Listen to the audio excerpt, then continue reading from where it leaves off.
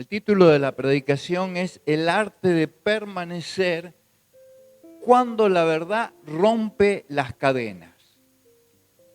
La base está en Juan 8, 31, 32. Y dijo entonces Jesús a los judíos que habían creído en él: si vosotros permaneciereis en mi palabra, seréis verdaderamente mis discípulos. Y conoceréis la verdad, y la verdad os hará libres. Entonces, aquí vamos a tocar algunas palabras y las vamos a desarrollar, y cuando la leemos así, ¿no es cierto?, nos empiezan a hacer un poquito de ruido esas palabras. Y dijo entonces Jesús a los judíos que habían creído en él: si vosotros permaneciereis en mi palabra, seréis verdaderamente mis discípulos. Y conoceréis la verdad, y la verdad os hará libre. Vamos a trabajar sobre eso y sobre algunas palabritas difíciles. El discipulado no comienza con un esfuerzo moral, sino es un acto de aceptación. O sea, hay muchas personas que no vienen a la iglesia hasta que no van a venir nunca a la iglesia. Porque ese moralmente, ese hasta que es irnos enterrando cada día más, ¿no? No es un esfuerzo moral entonces, sino es un acto de aceptación. Yo acepto a Jesucristo, lo acepto con todo mi corazón. Y ya lo vamos a ver. La palabra de Jesús irrumpe nuestra lógica, irrumpe nuestro pensamiento. Y entonces comenzamos a aceptar la verdad absoluta de Dios. Empezamos a aceptar el pecado y empezamos a aceptar la vida y como es. Empezamos a ver la vida como verdaderamente es. Nos empezamos a ver a nosotros mismos como verdaderamente somos. Una llaga de pecado de la planta de nuestros pies hasta la mollera de nuestra cabeza. Un discípulo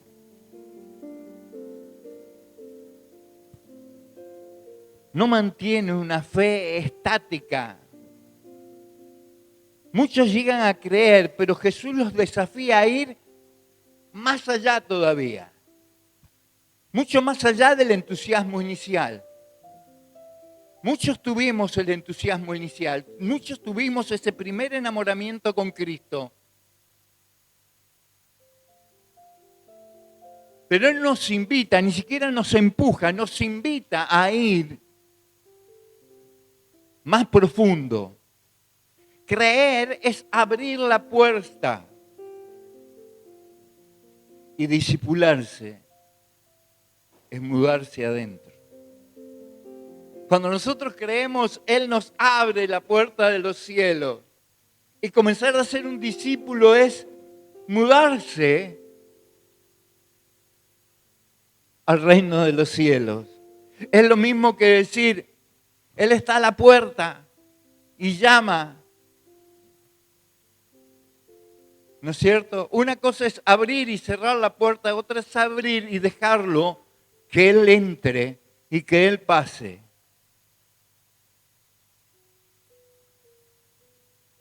El discipulado es una eterna razón de vivir en Cristo. La residencia, la residencia esta de Cristo tiene 4 dimensiones. El término griego para mantenerse implica habitar. Eso significa que Cristo habita en ti. Lo que hablábamos recién, abrimos la puerta. Ahora, ¿habita Cristo en ti o lo dejamos en el umbral? ¿O lo dejamos esperando? Espera, tengo la pava en el fuego, la apago y te vengo a atender.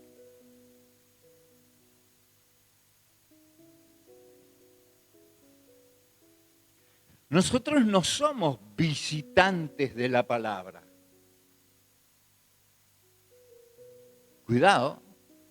Nosotros somos residentes en la palabra. Nosotros residimos, el discípulo reside en la palabra. No hay que confundir, ¿no es cierto?, esto con visitarla ocasionalmente, sino yo resido en la palabra porque Él está en la palabra, porque sus 7 espíritus de vida están en ella y yo lo necesito imperiosamente.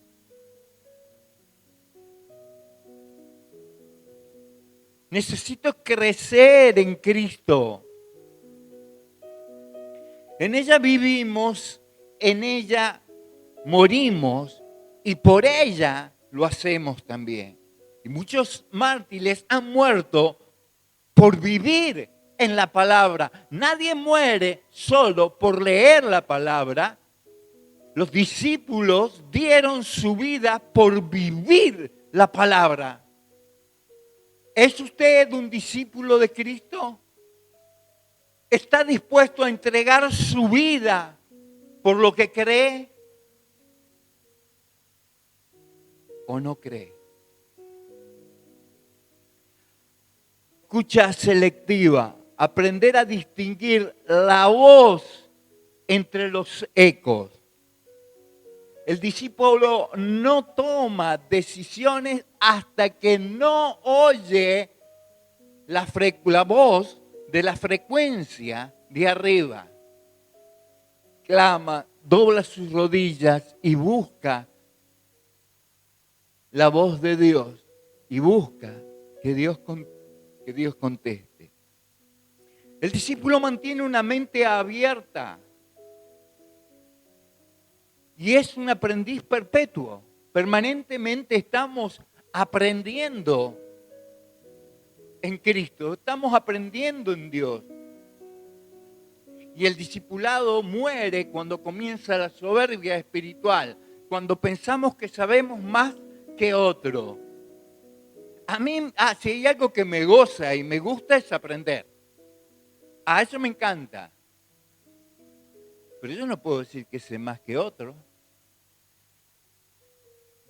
Porque hay personas que son verdaderamente espirituales, tremendamente espirituales. Y lo que han recibido, lo han recibido por revelación de Dios. Y que hasta han escuchado la voz audible de Dios. Y esas personas más espirituales, más se humillan. Y esa es una característica del ser espiritual. Más espiritual, más humillación. Más entendimiento, más humillación.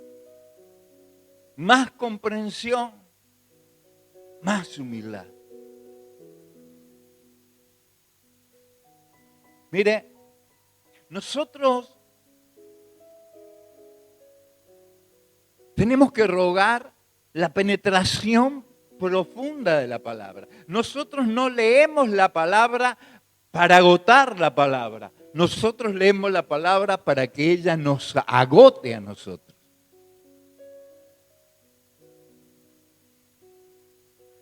Terminamos de leer y decimos, Señor,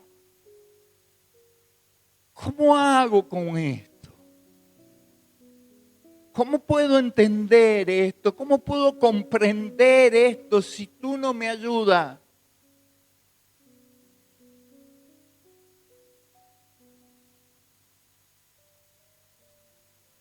Cuando uno estudia o lee la palabra, no se informa de la palabra. Una cosa es tener información de la palabra y otra cosa es apropiarse de la palabra, apropiarse de la revelación de Dios, conocer para poder ser libres. Libres pensadores, pero también libres. Por eso los apóstoles eran acusados y ellos con la verdad de la palabra, enfrentaban las acusaciones ociosas y malintencionadas de los fariseos y de los emperadores de la época, al punto de que ellos no tenían cómo contestarlo y callaban a estos discípulos que habían creído en la verdad con la muerte. ¿Para eso usted quiere ser un discípulo? ¿Para eso usted hace un discipulado? Porque estoy seguro que la intención de la pastora es esa, hacer un discipulado para crecimiento, para madurez, para entender, para comprender que debemos traspasar la puerta y entrar al reino o permitirle al mismo Cristo por su Espíritu Santo que entre en nosotros. Y hay una obediencia operativa. Y el aprendizaje está diseñado para la acción. Si yo aprendo para que ante ese efecto de aprender provoque una reacción en mí. Reacciono ante el aprendizaje y esa reacción es acción. Yo aprendo, reacciono y acciono. ¿Sí? Es lo que me pasa y es extraordinario poder aprender y poder enseñar la palabra.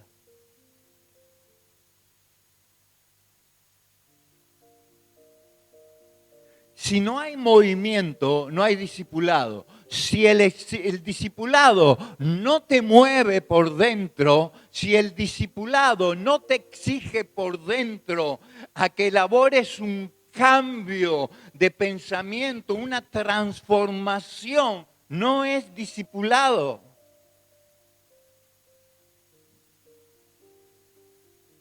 Si no hay movimiento, solo tenemos una colección de datos.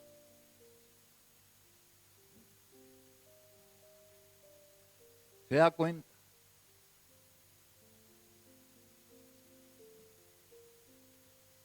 La verdad, como una brújula de valores. ¿A qué vas a dedicar tu vida? La verdad que Jesús nos trae no es una calculadora matemática. Es una valoración ontológica. Y acá usted me dice, pastor, hasta aquí venía bien. Y cuando clavó la palabrita ontológico, ahí se me desacomodaron los patitos que venían caminando todos más o menos en fila. ¿No? Bueno. Pero vamos a tratar de volver a acomodar, vamos a tratar de volverlo a acomodar. A ver si el primer tiene que acomodar el pastor los patitos, ¿no? No va a creer.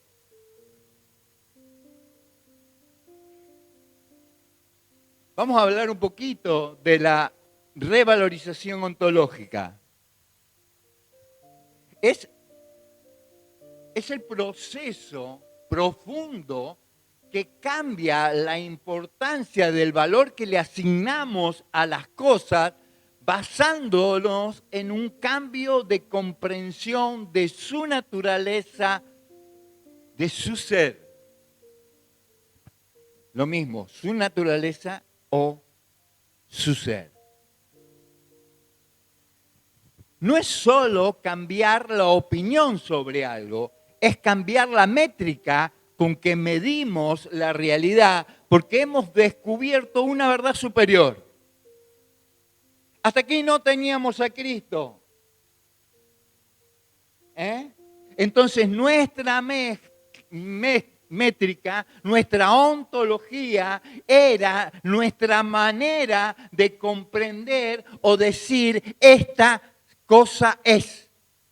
Pero cuando venimos a Cristo, al ser transformados por Él, nuestra manera de comprender las cosas sufre un cambio extraordinario. Todas las cosas viejas pasaron, he aquí, todas son hechas nuevas.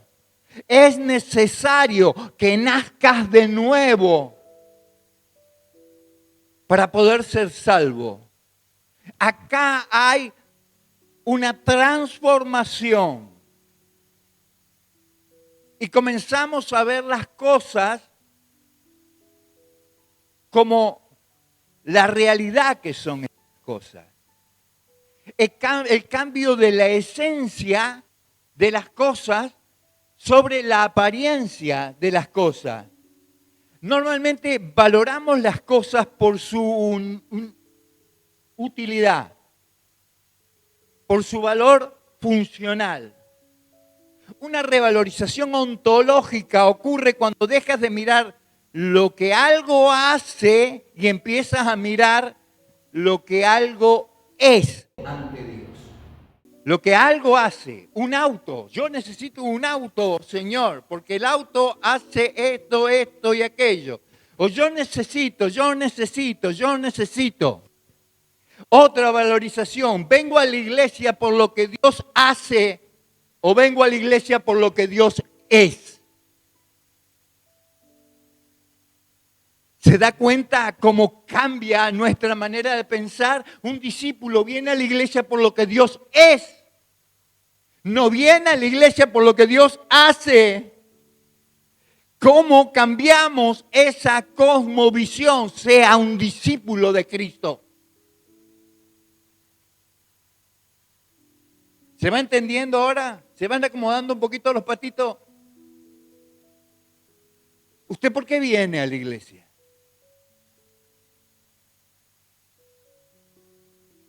Vamos, sea sincero con usted mismo. No estoy pidiendo que me conteste a mí. Pero sea sincero con usted mismo.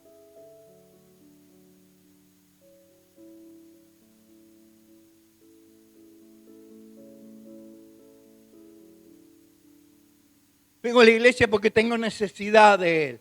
Amén. Vengo a la iglesia porque tengo necesidad de su palabra. Amén. Vengo a la iglesia porque necesito comprender, quiero tener comprensión sobre su palabra. Pues yo necesito saber quién es. Para luego esperar por fe lo que Él hace.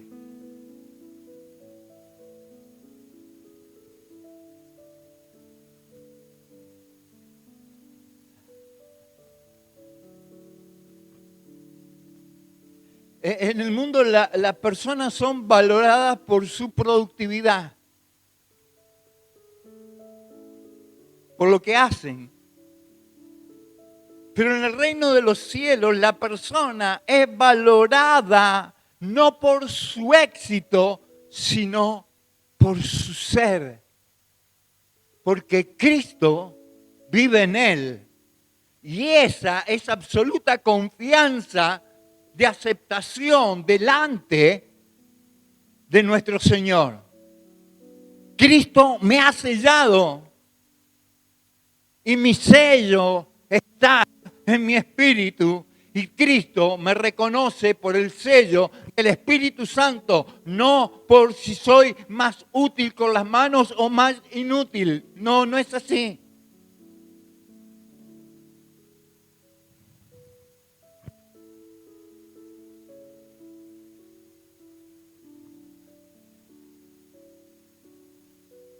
Texto analizamos y conoceréis la verdad.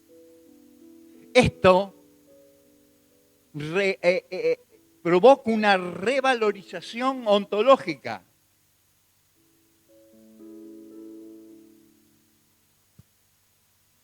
Antes, para vos, el prestigio, lo sólido, lo valioso, el dinero o el poder, eran un ser. ¿Sí? Pero cuando irrumpe la verdad de Cristo en nuestras vidas, nos damos cuenta que los valores de abajo son una sombra apenas un fantasma de lo que Dios desde arriba nos ha enviado. ¿Y qué nos ha enviado? Nos ha enviado el don de Dios para revelación de toda su eternidad, de su grandeza, de su bondad, de su longanimidad. Entonces, mi percepción de la vida comienza a tener otro sentido. Lo demás son sombras o son realidades finitas. Lo que antes era un todo para mí, hoy lo veo como nada frente a la eternidad de Cristo. Todo lo tengo por basura, decía Pablo, cuando esta revelación ontológica vino hacia él. Cristo es suficiente en todo para mi vida.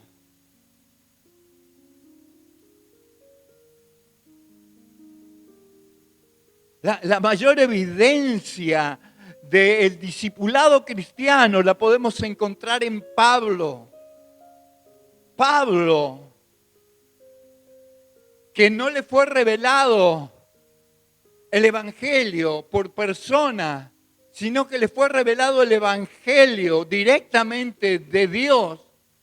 Él desechó todo lo que sabía y conocía, ¿no es cierto? Y abrazó esa verdad ontológica, esa verdad del ser de Cristo, del ser de Dios.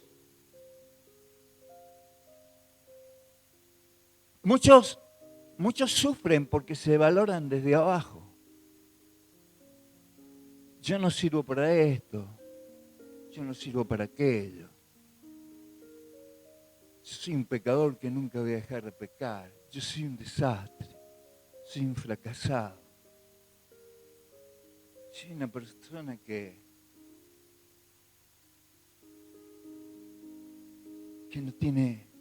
no ha tenido un éxito, ni soy nada relevante. Fracasos, miedos, pecados. Sin embargo, la revelación y revalorización ontológica del discípulo significa entender que en Cristo tu ser ha sido recreado. Tu ser es recreado. ¿Eres discípulo de Cristo? Tu ser ha sido recreado. Ya no eres la misma persona, aunque todavía vamos caminando en un crecimiento y en una santidad. Pero el haber entendido que estoy en Él y que Él me da identidad, me doy cuenta que he nacido de nuevo y soy otra persona.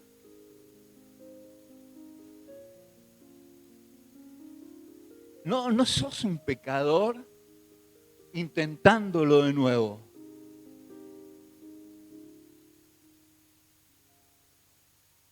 Sos otra persona recreada.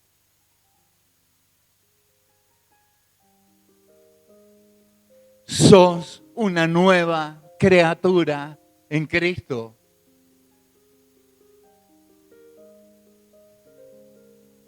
Tu valor ha sido restablecido por Jesucristo en la cruz del Calvario, donde te ha transformado en una nueva criatura para la honra y gloria de su nombre.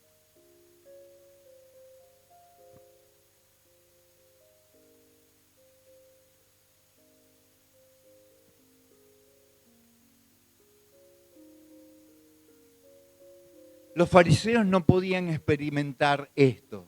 Los fariseos estaban aferrados a una valorización ontológica de abajo, la ley que Dios les había dado.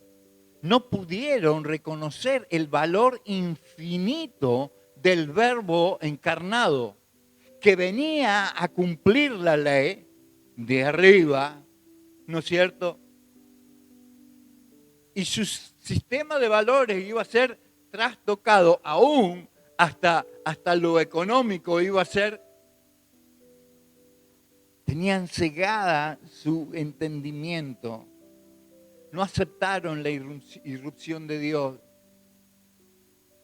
por lo tanto despreciaron y desvalorizaron la existencia del Cristo. Entonces, ¿qué es la revalorización ontológica?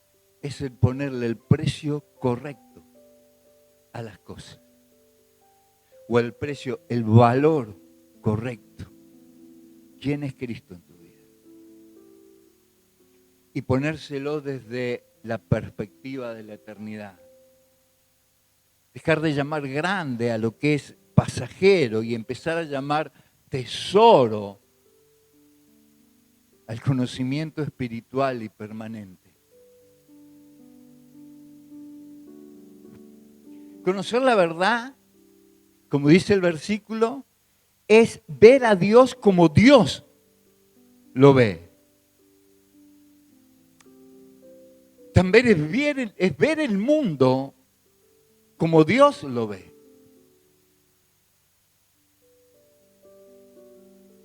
Dios ve al mundo de una manera y no le da valor a las cosas que nosotros valoramos tanto, como el placer, las posesiones.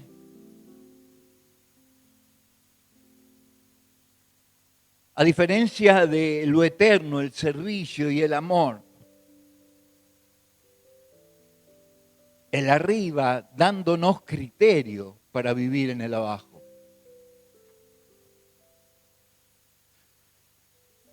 Las 4 libertades que nosotros conseguimos como discípulos.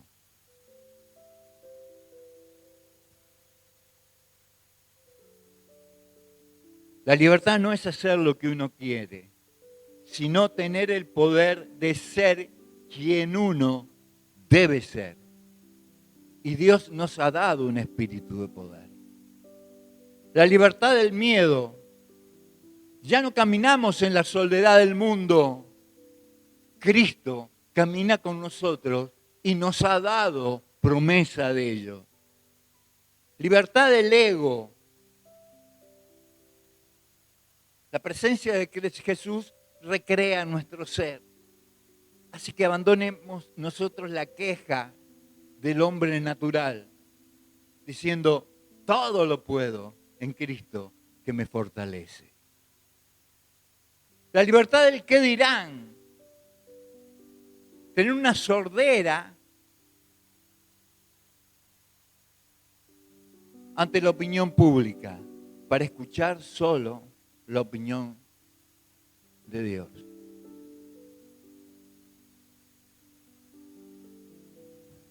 Ese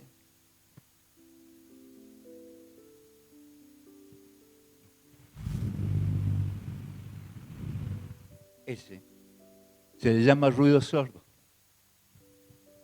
Porque el ruido está ahí y usted no lo escucha. ¿Se da cuenta? ¿Cuántos repararon en este ruido mientras uno está predicando? Es un ruido sordo. Eso es lo que nosotros debemos experimentar en el mundo. Que el ruido del mundo sea un ruido sordo porque tenemos una voz más importante para escuchar.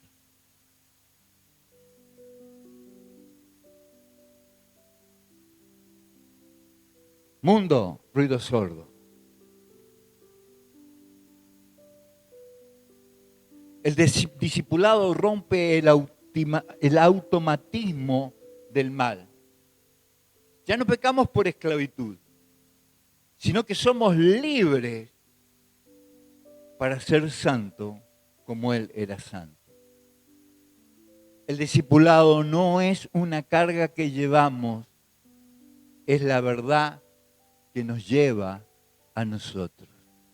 Si te mantienes en su palabra, descubrirás que las cadenas que creías eternas solo eran sombras que la luz de arriba puede disipar.